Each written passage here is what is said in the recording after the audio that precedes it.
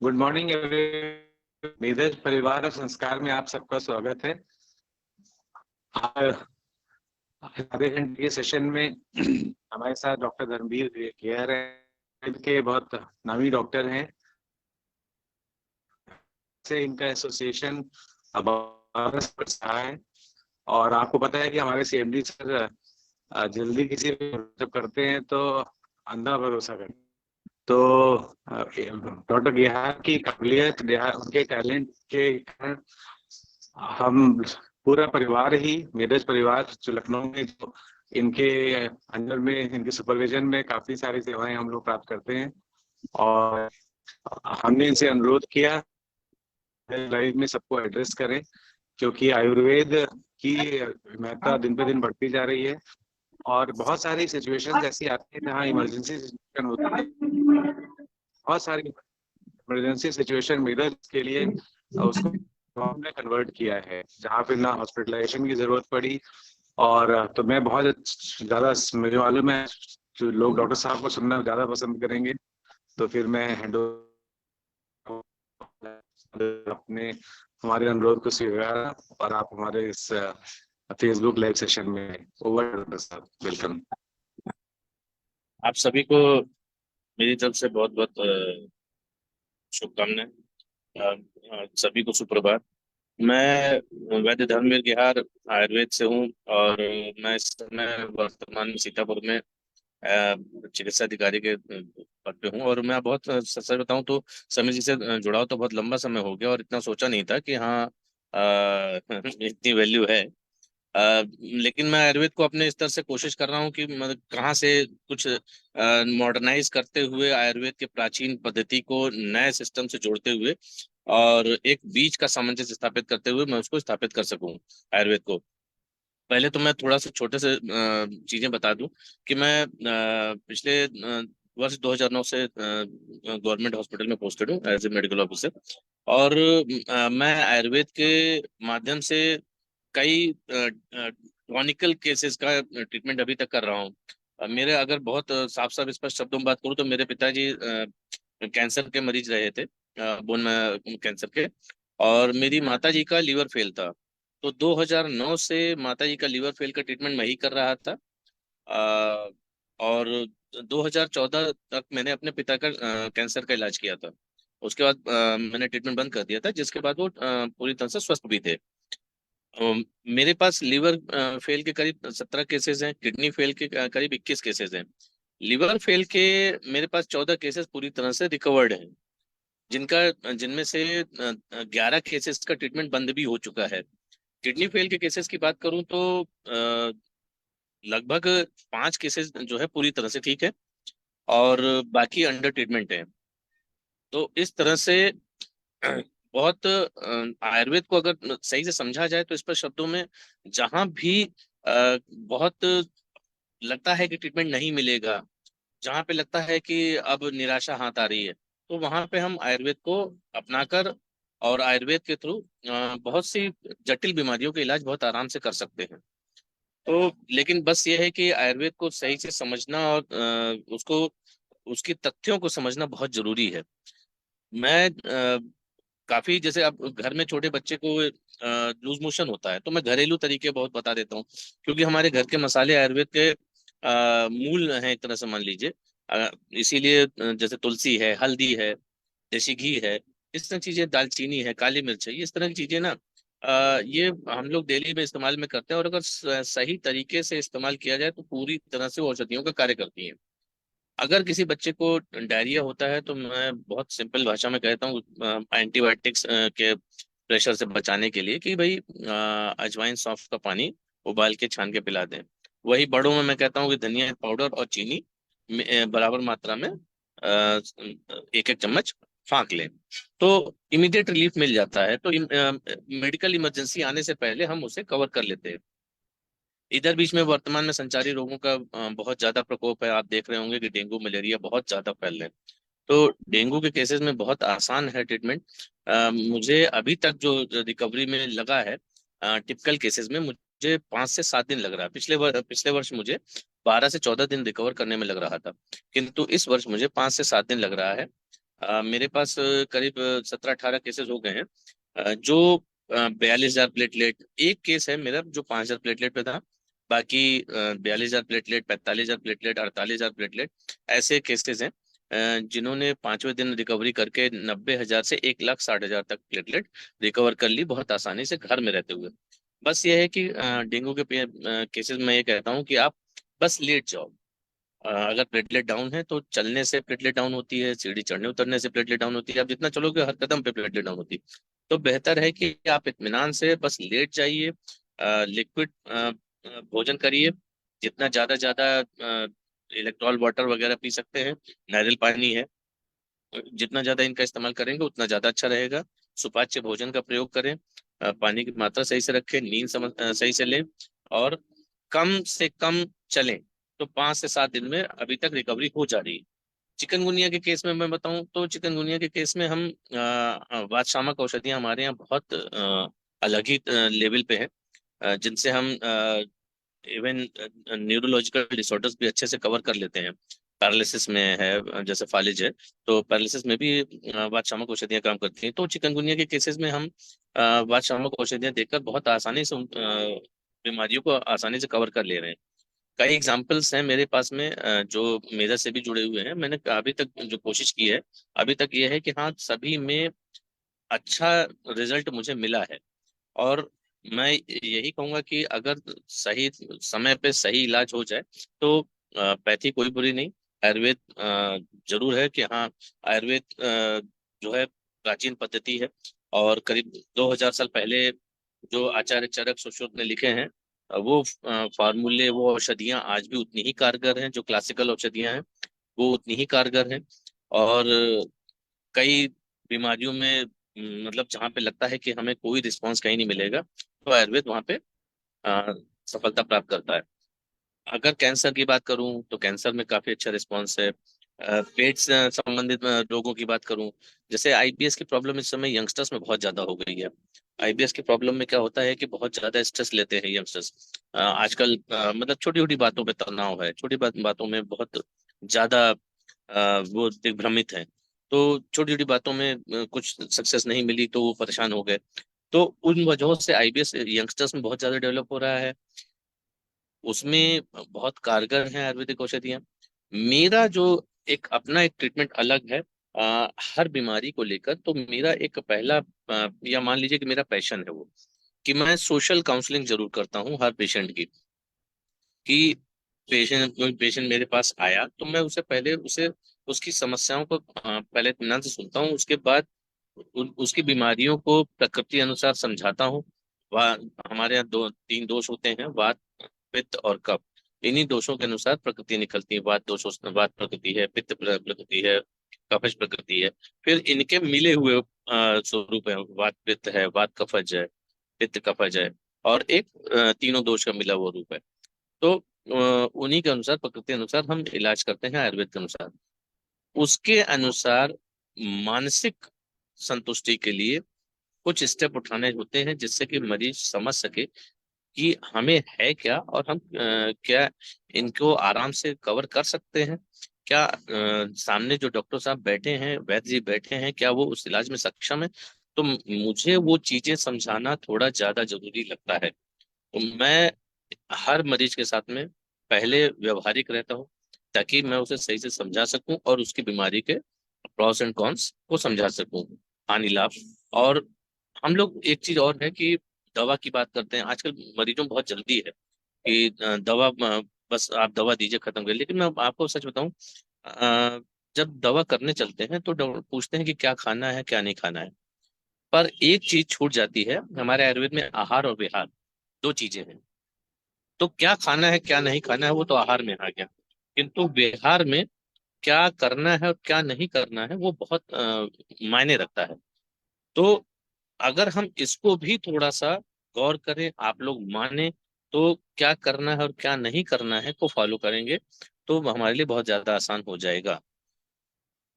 शरीर में व्याधियां तभी आती हैं, गाड़ी तभी तक स्मूथ चलती है जब उसको आप रन कराते रहिए। आप खड़ी गाड़ी में उम्मीद नहीं कर सकते कि वो हमेशा अच्छे से चलेगी।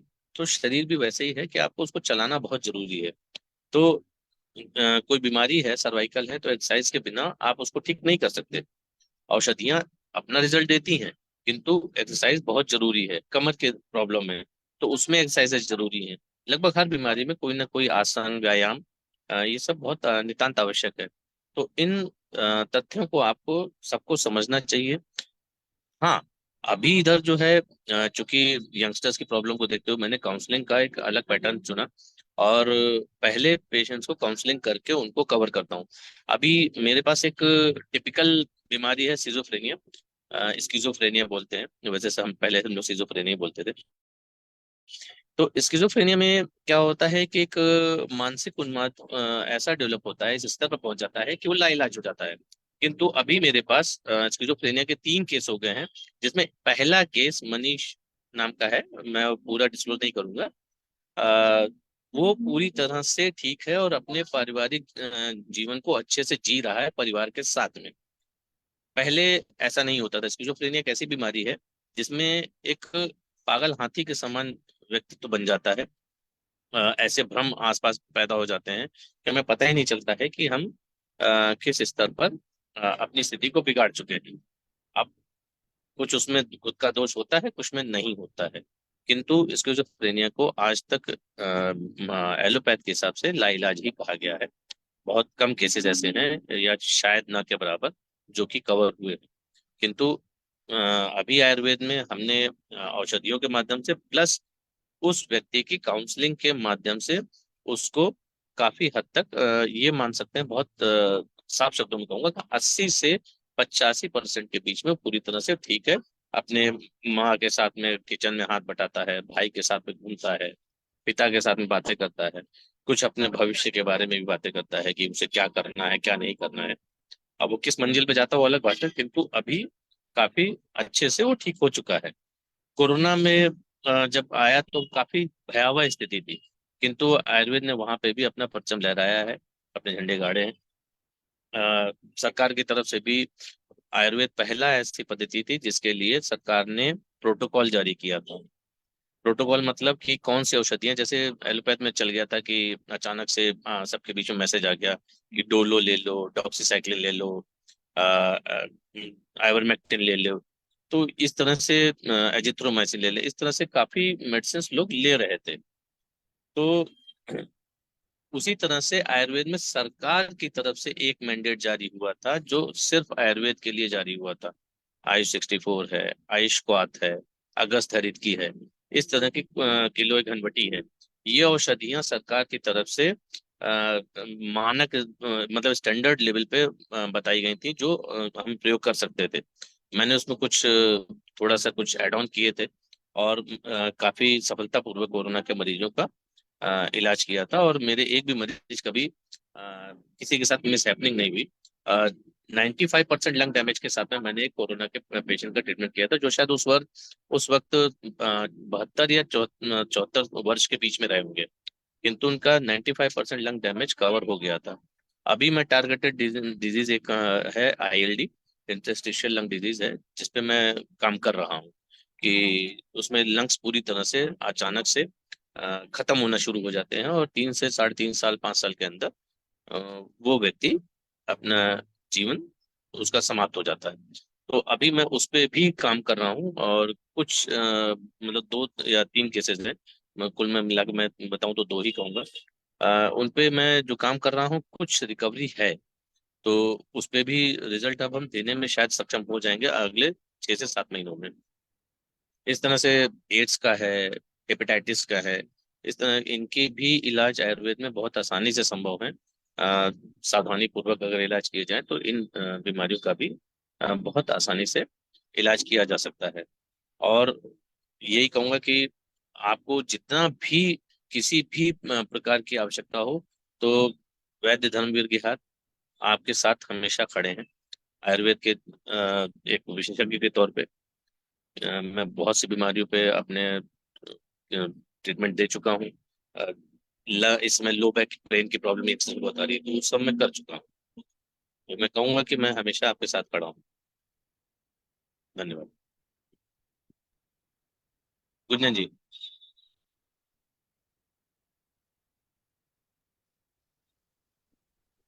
थैंक यू डॉक्टर साहब, बहुत यूजफुल और बहुत ही लाभदायक आपका सेशन था। साक्षी, क्वेश्चंस रीड आउट करो यस अगर सर। कोई सर है कुछ तो। क्वेश्चंस हैं। सबसे पहला क्वेश्चन है कि कफ और कोल्ड का बेस्ट ट्रीटमेंट क्या है? देखिए बहुत हाँ, कफ एंड कोल्ड के लिए मैं बहुत बहुत अच्छे से बात करूँ। अगर सीवियर नहीं है, ओल्ड नहीं है, तो बहुत इजी वे है। दालचीनी, अजवाइन को अच्छे से उबाल लिया। 1 इंच का दालचीनी की छाल का टुकड़ा, पाउडर नहीं। आजकल उसका दालचीनी का बार्क भी आने लगा पाउडर में, लेकिन वो नहीं, छाल का टुकड़ा 1 इंच का। और 1 चम्मच अजवाइन, उसको पानी में उबाल लिया अच्छे से। और उसको जब उतार लिया छान के, आधा रह गया, तो उसमें 1 चुटकी नमक डाल लिया, काला नमक। और उसको थोड़ा थोड़ा पीना है। पीने पीने के वक्त में क्या करना है, गले में रोकना है। जब बर्दाश्त ना हो तो उसको पी जाना है। तो इससे कवर हो जाएगा। दूसरा, अगर जुकाम के साथ में खांसी आ रही है, तो मैं बहुत बढ़िया तरीका बताऊं कि एक कलछुल में 1 चम्मच शहद ले, अदरक का 1 इंच का टुकड़ा अच्छे से कूच के, और एक जो है काले मिर्च डाल लें, उसको भी कूच लें। और उसको हल्की सी आंच दिखा दें, हल्का से जैसे ही उबाल ले वैसे ही तुरंत आंच से हटा दें। और उसमें नमक डालें, काला नमक, और उसको तुरंत रात में सोते समय खा लें। सुबह तक खांसी पूरी तरह से ठीक हो जाएगी, सिंगल बार में। नेक्स्ट क्वेश्चन है sir, please suggest some exercise for cervical issues. देखिए सर्वाइकल के लिए मैं एक्सरसाइज के तौर पे ये कहूंगा कि मैं वीडियो शेयर कर दूंगा। क्योंकि सर्वाइकल की मैंने अपनी एक एक्सरसाइज जो है, एक मेरे फ्रेंड है, उनके माध्यम से मैंने एक्सरसाइज सर्च की है। तो वो एक सिंगल एक्सरसाइज सर्वाइकल के लिए, फ्रोजन शोल्डर के लिए बहुत हद तक, ये मान लीजिए 90% तक पूरी तरह से कारगर है। तो मैं उसका वीडियो शेयर कर दूंगा। ठीक है सर। नेक्स्ट क्वेश्चन है सर, आईबीएस का बेस्ट ट्रीटमेंट क्या है? हाँ, आईबीएस देखिए, एक पहले तो आईबीएस समझे कि इरिटेबल बाउल सिंड्रोम कहते हैं। मतलब छोटी छोटे बीमारी नहीं होती आईबीएस, छोटे छोटे लक्षणों का एक समूह है, तो इट्स अ सिंड्रोम। तो ये बहुत ज्यादा सोचने से होता है। फिलहाल आईबीएस में ये आता है कि आपको लैट्रिन चिकनी होती है, और कमजोरी महसूस होती है, पेट में ऐंठन रहती है। तो उसका सबसे बड़े तरीका है कि 1 चम्मच पिसी धनिया, 1 चम्मच चीनी, अगर बराबर मात्रा में मिलाकर फाँक लें, तो दिन में 2 से 3 बार उसको लेना पड़ेगा, और 1 या 2 दिन में उसको कवर हो जाता है। किंतु उसके लिए थोड़ा सा काउंसलिंग की आवश्यकता जरूर होती है। जी। नेक्स्ट है सर, चिकनगुनिया के लिए क्या प्रिकॉशंस ले सकते हैं हम लोग? देखिए चिकनगुनिया के लिए प्रिकॉशंस कोई नहीं है। प्रिकॉशंस सिर्फ इतना कहूंगा कि मॉस्किटो बाइट है, ये सारे। और सबसे बड़ी समस्या यही है कि मच्छर समय के अनुसार अपनी स्वरूप बदलते जा रहे हैं। वो हमसे ज्यादा स्ट्रांग होते जा रहे हैं। हम जितने वीक हो रहे हैं समय के साथ, वो उतने मजबूत हो रहे हैं। तो चिकनगुनिया में प्रिकॉशंस नहीं। हाँ, एक चीज बहुत, मैं कोरोना से मैं जो कर रहा हूँ, हालांकि समय त्रिपाठी जी ने जो बताया कि कोरोना उनमें उन्होंने कड़वा तेल नाक में डाला था, मैं जी। उसमें कहूंगा एक ऐड ऑन मैं करता हूँ कि नारियल का तेल पूरे शरीर पे अच्छे से लगाए तो मॉस्किटो बाइट नहीं होता है। मैं जनरली वही यूज करता हूँ। लाइट कपड़े पहने तो ये बचाव हो सकता है। और हाँ, चिकनगुनिया अगर है तो आप मुझसे जरूर संपर्क करें, रिजल्ट मैं बिल्कुल दूंगा। जी। सर नेक्स्ट सवाल है सर, एलर्जी को कैसे ठीक करते हैं? एलर्जी की वजह से, किसी का क्वेश्चन है अपनी सिस्टर के लिए, एलर्जी की वजह से मेरी बहन को 2 साल से बहुत खांसी आ रही है। एंड जब एलर्जी फिक्स होती है तो 24 घंटे तक खांसी नहीं आती, बट उसके बाद फिर से उसको प्रॉब्लम स्टार्ट हो हाँ, जाती है। देखिए इसमें एलर्जी में पहले तो ये एलर्जी बहुत लंबा चौड़ा सब्जेक्ट हो जाता है। लेकिन एलर्जी में बहुत साफ साफ बताऊं, अगर खांसी आ रही है, इसका मतलब है कि एलर्जिक राइनाइटिस टच में प्रॉब्लम है। मतलब गले में या नाक में पॉलन ग्रेन्स, डस्ट, इन सबसे एलर्जी होती है। तो पहला तो उनसे बचाओ।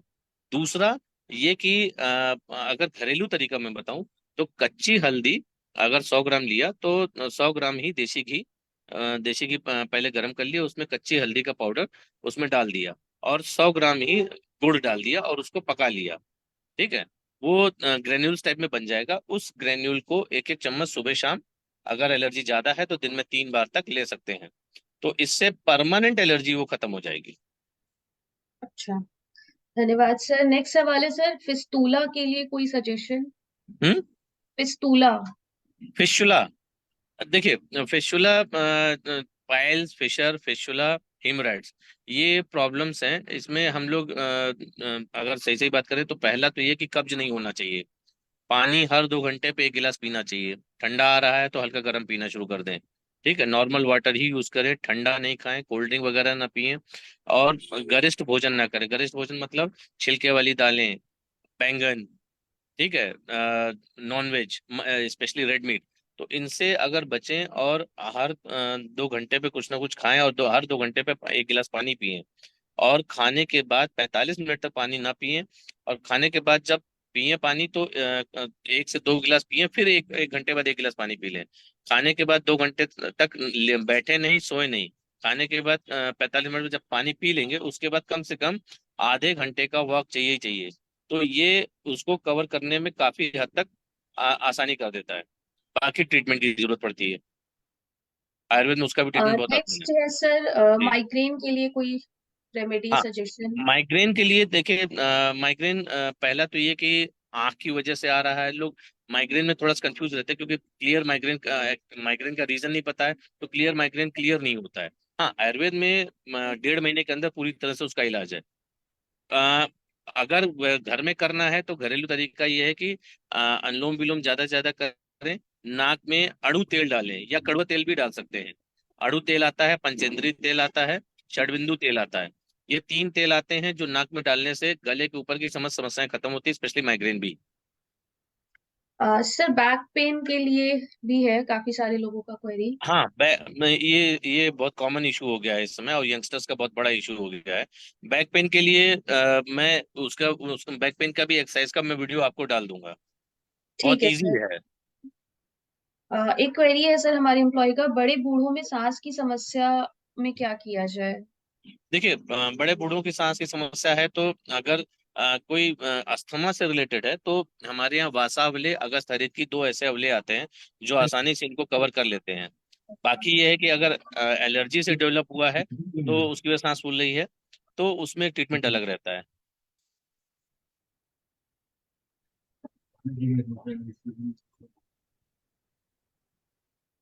नेक्स्ट क्वेरी है सर, लीवर को हेल्दी कैसे रखें? हाँ, लीवर को देखिए, मैं हमेशा कहता हूँ फिर वही कि आजकल समय की भागदौड़ में इतनी बड़ी समस्या हो गई है कि खाना पानी कुछ भी टाइम पर नहीं रह गया।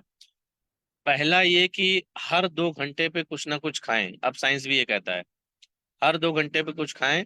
तो ये दिक्कतें कम होंगी, फैटी लीवर जैसी समस्याएं आती हैं तो वो खाली पेट रहने से ज्यादा आती हैं।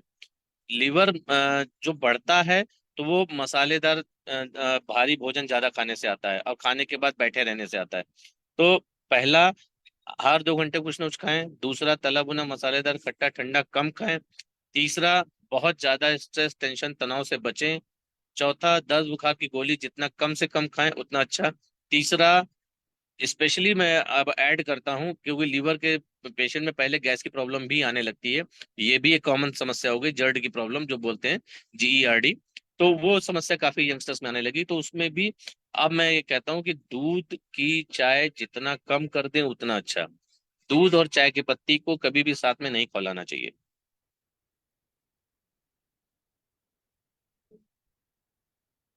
जी। नेक्स्ट क्वेश्चन है हाँ, सर, हेयर फॉल प्रॉब्लम के लिए। हेयर फॉल के लिए देखिए, अगर समय से नींद ले रहे हैं, नाक में तेल डाल रहे हैं, तो हेयर फॉल की समस्या वैसे भी कम हो जाएगी।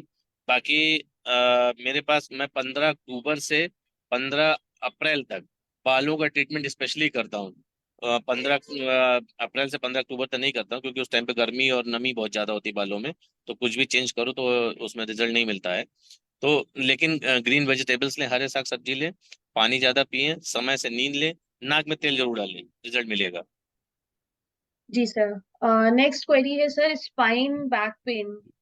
हाँ, ये वही हो गया, मैं इसके लिए एक्सरसाइज शेयर कर दूंगा। और अगर मतलब डिस्क बल्जिंग, डिस्क हर्निएशन भी है तो आयुर्वेद में उसके लिए इलाज संभव है। इसमें समय लगता है, तो अगर धैर्य है, आप समय दे सकते हैं, इलाज मैं कर दूंगा। जी सर। नेक्स्ट क्वेरी है सर हमारे एम्प्लॉय का, मुझे बचपन से जुकाम की प्रॉब्लम है। जब जब वेदर चेंज ज्यादा हो जाता है, धूल होती है, तो ये बहुत हम्म। ज्यादा बढ़ जाता है। और पूरे टाइम तक मतलब वो परेशान रहता है। ये पुरानी प्रॉब्लम है, तो वैसे तो मैंने कच्ची हल्दी वाला जो ट्रीटमेंट बताया कि कच्ची हल्दी देसी घी में भून के उसमें गुड़ डाल के उसको बना ले, तो उससे तो आराम हो गई होगा। नाक में अड़ू तेल, षडबिंदु तेल या पंचेंद्री तेल डाल सकते हैं। दूसरा ये कि चूंकि प्रॉब्लम पुरानी है, तो एक बार क्लिनिक पे दिखा ले तो मैं उसमें पूरी तरह से 100% रिजल्ट दे दूंगा। जी सर, बीपी बढ़ जाए तो क्या करना चाहिए सर? बीपी बढ़ जाए तो देखिए, बीपी बढ़ना तो कई कारण होते हैं, लिवर भी है, किडनी भी है, हार्ट भी है। इस समय सबसे ज्यादा गैस है। 90% लोगों को अचानक से सीने में भारीपन आता है और हम बीपी की तरफ भागते हैं। हार्ट में बीपी बढ़ा हुआ दिखाता भी है, हार्ट में प्रॉब्लम दिख रही होती है, लेकिन गैस का ट्रीटमेंट लेते ही उसमें रिलीफ भी मिल जा रहा है। तो बीपी अगर बढ़ रहा है तो पहले तो अजवाइन और मेथी का पानी रात में भिगो दें। एक गिलास पानी में, एक किसी बर्तन में एक गिलास पानी डालें, उसमें 1 चम्मच अजवाइन 1 चम्मच मेथी डालें, उसको रात में भिगो दें और उसको सुबह वैसे ही उबाल लें। आधा रह जाए तो उसको अजवाइन और मेथी छान कर हल्का गर्म रहते पी लें, तो उससे भी काफी आराम मिल जाएगा। जी सर, नेक्स्ट क्वेरी है सर, बच्चों को गलसूजा हो रहा है आजकल, उसकी क्या हाँ, रेमेडी है? हाँ, ये सीजन है और अक्टूबर नवंबर बहुत ज्यादा प्रॉब्लम होगी मम्स की। तो इसमें गिलोय घनवटी बहुत काम करती है। छोटे बच्चे हैं तो उसमें बाल चतुर भद्रिका सिरप आता है, तो वो बहुत अच्छा काम करता है, जो ये घर के मसालों से ही बना होता है। तो बाल चतुर भद्रिका सिरप आता है, वो बहुत अच्छा काम करता है। बड़ों में गिलोय घनवटी बहुत अच्छे से काम करती है, या गिलोय का अ, रस भी ले सकते हो उबाल के। अच्छा, नेक्स्ट है सर, बालों में डैंड्रफ बहुत ज्यादा है स्कैल्प में, तो हाँ, इसके लिए इसमें क्या बालों में डैंड्रफ में मैं दो चीज कहूंगा कि एक तो डैंड्रफ होता है, एक सोराइसिस में डैंड्रफ होता है। तो पहले ये कंफर्म होना चाहिए कि कहीं सोराइसिस तो नहीं डेवलप हो रहा। सोराइसिस 3-4 तरीके से होता है। एक तो पामो प्लांटर सोराइसिस है, जो हाथ पैर के तलुओं पंजों में होता है। एक पूरी स्किन में होता है, गुलाब की पंखुड़ियों की तरह का उसका डिजाइन पूरे शरीर में बन जाता है। तीसरा सर में रहता है अक्सर, ज्यादातर। तो पहले उसमें क्लियर होना चाहिए कि ये कहीं सोराइसिस तो नहीं है। तो डैंड्रफ का श्योर शॉर्ट ट्रीटमेंट है, सोराइसिस का भी है। जी सर, अ, एक मिनट साक्षी, क्योंकि क्वेश्चंस की संख्या काफी ज्यादा है बहुत और ज्यादा है, यस सर। तो मैं हिसाब मुझे से क्वेश्चन हो आप सकता है अवेलेबल फिर से करा दिए, अनुरोध मैं उनके करूं कि आंसर एक बार। प्रोसेस दे दूंगा। ठीक है, तो वो हम लोगों से शेयर कर लेंगे। जी, और क्योंकि समय आपसे लिमिटेड समय, I know how busy you are, जी, आपसे समय मिलना, इतना समय अपने आप में एक उपलब्धि है।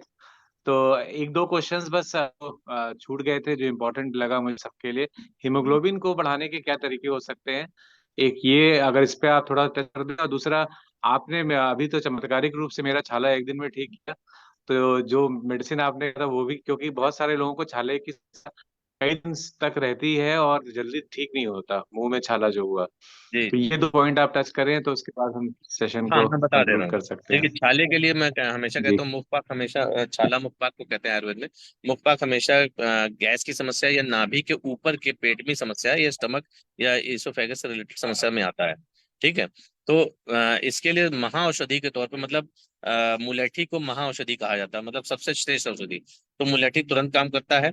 अगर मुलेठी सही से चूसने में नहीं काम कर रही है, नहीं असली मिल पाई, तो आपके पास है जो मधुयष्टिका वटी टैबलेट आती है चूसने के लिए, इमीडिएटली वर्क कर जाती है। दूसरा, अजवाइन का पानी भी काम कर जाता है उसमें। तीसरा, मैं अपने मतलब अनुभूत प्रयोग में बताता हूँ कि आधे कप पानी में 2 चम्मच चीनी डालें, अच्छे से उसको घोलें, गाढ़ा पेस्ट बनाए और उसको मुंह में भर के रख लें। हिलाएं नहीं, जैसे गरारा करते हिलाएं नहीं, बस मुंह में भर के रखें। अगर जब बर्दाश्त ना हो तो उसको थूक दें और कुल्ला कर लें, तो ये आराम हो जाएगा। अब आगे हीमोग्लोबिन बढ़ाने वाली बात। काले अंगूर बेस्ट ट्रीटमेंट है हीमोग्लोबिन बढ़ाने के लिए। उसको पहले एक अंगूर से शुरू करते हैं, पानी में भिगोइए, रात में एक अंगूर, अगले दिन सुबह उस एक अंगूर को खा लीजिए। एक से दो, दो, फिर तीन, तीसरे दिन तीन, चौथे दिन चार, ऐसे करते हुए 21 तक जाते हैं। और फिर 22वें दिन से फिर 21 करते हैं और घटाते हुए 20, 19, 18, 17, 16, ऐसे करते हुए एक तक आ जाते हैं। तो ये बहुत तेजी से काम करता है हीमोग्लोबिन बढ़ाने में। दूसरा है, जो मैं फिर वही बता रहा हूँ, 80-20 के रेशियो में 80% जो है अनार का जूस, 20% अनानास का जूस मिलाकर लें, तो भी हीमोग्लोबिन अच्छे से बढ़ता है।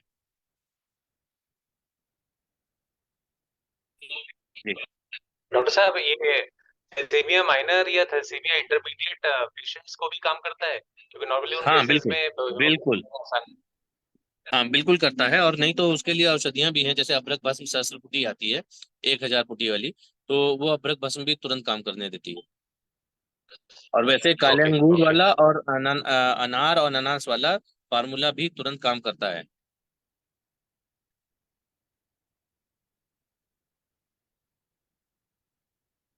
Okay okay.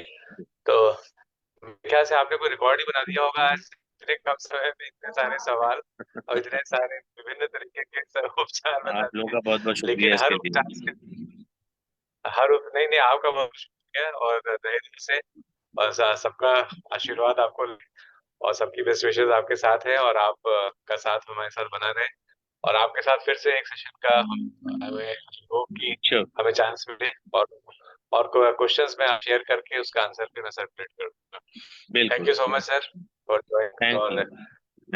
Thank you sir, thank you sir. Okay.